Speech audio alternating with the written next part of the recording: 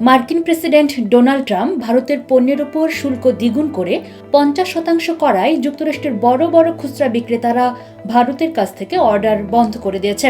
শুক্রবার এনডিটিভি প্রকাশিত প্রতিবেদনে বলা হয়, ওয়ালমার্ট, অ্যামাজন, টার্গেট ও গ্যাপ সহ শীর্ষ মার্কিন রিটেইলাররা ভারত থেকে পোশাক ও টেক্সটাইল পণ্যের চালান আপাতত স্থগিত করেছে।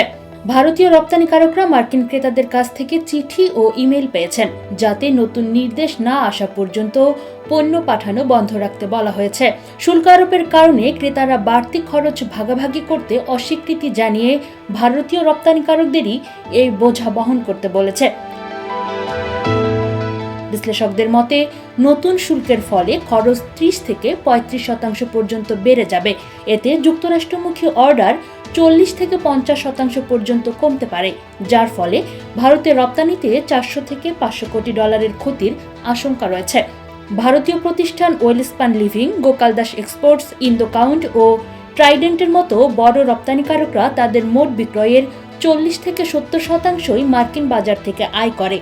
শুল্ক বৃদ্ধির কারণে এই কোম্পানিগুলো বড় ধরনের ধাক্কা খেতে পারে বলে আশঙ্কা করা হচ্ছে।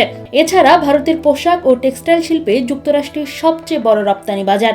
2024-25 অর্থ বছরে মোট 36.61 বিলিয়ন ডলারের রপ্তানির 28% গেছে যুক্তরাষ্ট্রে।